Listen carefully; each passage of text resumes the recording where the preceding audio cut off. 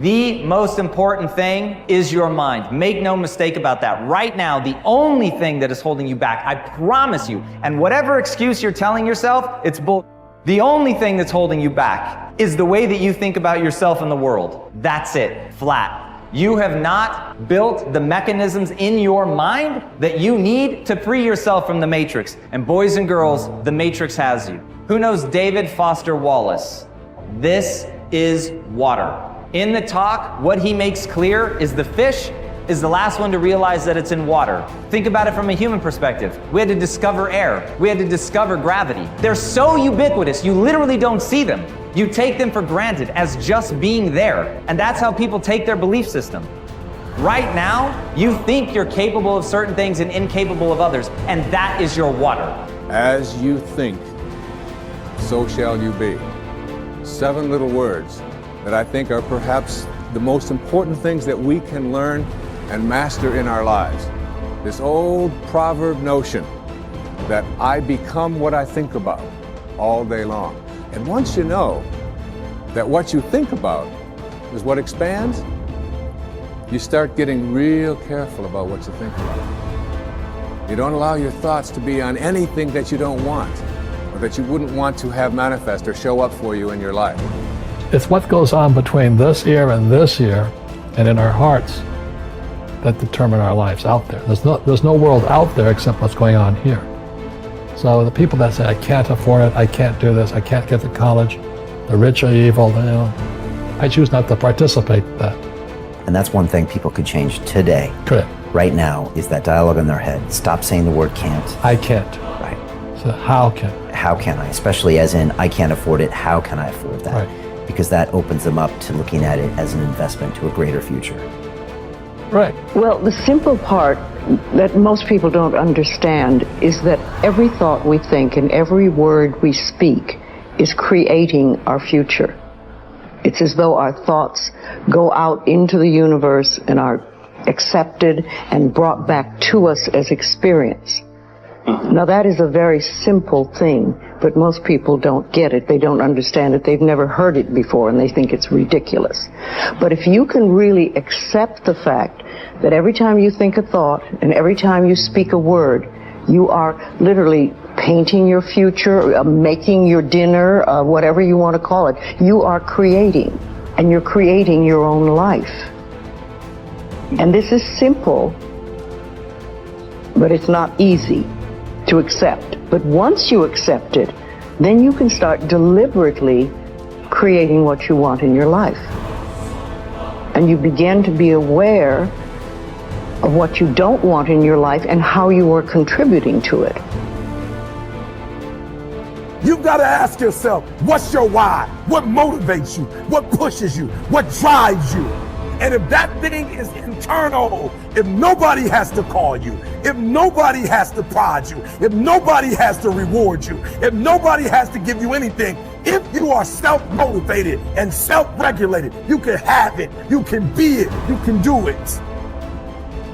The first thing you want to think about is switching from negativity to positivity.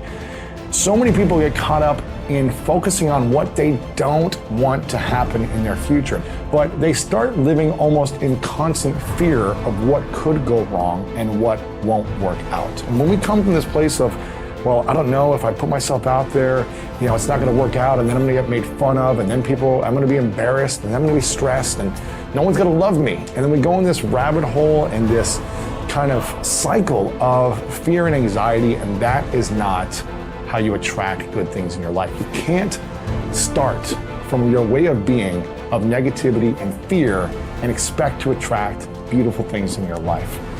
So we need to eliminate the negative self-talk, and an environment that's easy to get stuck in sometimes can be the negative self-talk. And there's so much negativity in the world, and if you don't actively work to shift your focus, to shift your thoughts in your mind, that negativity will consume you.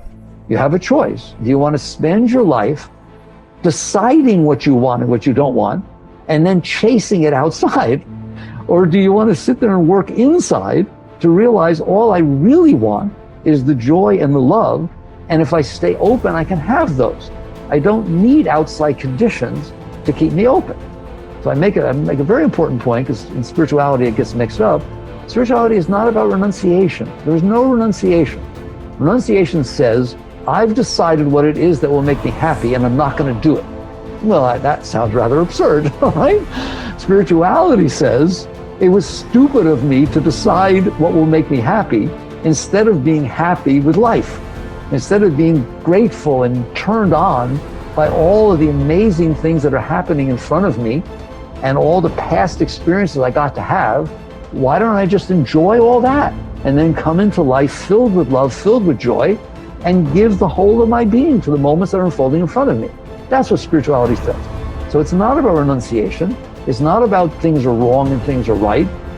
It's about understanding that you did this. You did this with your mind. You set up conditions in which your mind would open and then your heart opens, and conditions in which your mind will close and your heart closes. So basically, you come to the point where you have to decide, do I want to continue letting my past leave impressions on my mind and my heart such that only certain things will open and close me, and then I will spend my life chasing after, manipulating, controlling, conniving, whatever you want, the world around me, so that sometimes it unfolds the way I want? Or do you want to sit there and understand that you're the one who's making these decisions? It's your mind who's setting up the conditions. Why don't you just not do that? Create habits of empowering yourself, because empowering yourself, forgiving yourself, supporting yourself as you move forward and do the work to change your life, that's how you break the habit of victimizing yourself. And that's how you learn to do the opposite, which is supporting, empowering, cheering, celebrating yourself as you move forward. That's what's going to motivate you to do the action. And look, if Chris and I can go from having liens on this house 6 years ago to literally building an extraordinary business, changing our marriage to the point where we are building our dream house, a house that's so nice, I can't even believe we are going to live in this house, because of the hard work that we've done. But I'll tell you, the singular habit that helped us do it is we stopped victimizing ourselves. We stopped labeling ourselves. We stopped beating the shit out of ourselves.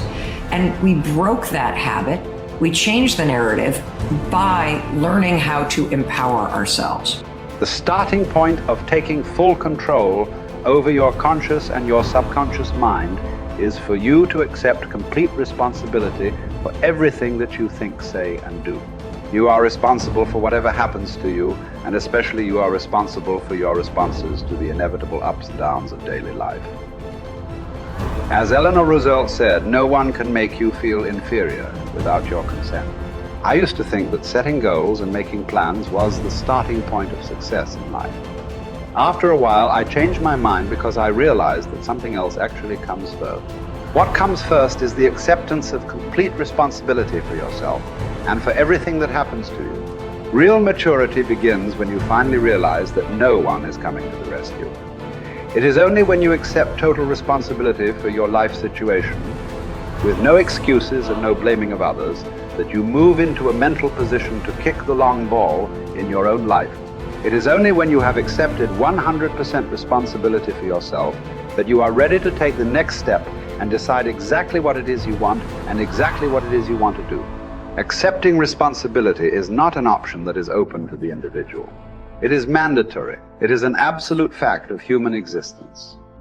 You do not have the luxury of blaming others or making excuses for parts of your life that are not satisfactory. As Henry Ford said, never complain, never explain. No one makes you do anything or feel anything. You are where you are and what you are because you have decided to be there. Everything that you are or ever will be is entirely up to you. If there is any effect in your life that you're not happy about, it is solely up to you to change the causes. You are completely responsible. When something negative or unexpected happens to you, immediately seize the moment as an opportunity to demonstrate calmness and self-control. Make it a game. Instead of allowing yourself to feel negative, deliberately force yourself to substitute something positive. Here is an affirmation that has been very helpful to me. I repeat it over and over until it becomes automatic. In almost every situation, when something goes wrong, I immediately catch myself by saying, every situation is a positive situation, if viewed as an opportunity for growth and self-mastery. Whatever it is, I take a deep breath, relax, smile, and say, every situation is a positive situation if viewed as an opportunity for growth and self-mastery. I then look within the situation for something that I can learn that will help me to grow and develop greater self-mastery. This is a simple mind game that enables me to stay relaxed and in control of my emotions. It will work for you as well. Just give it a try.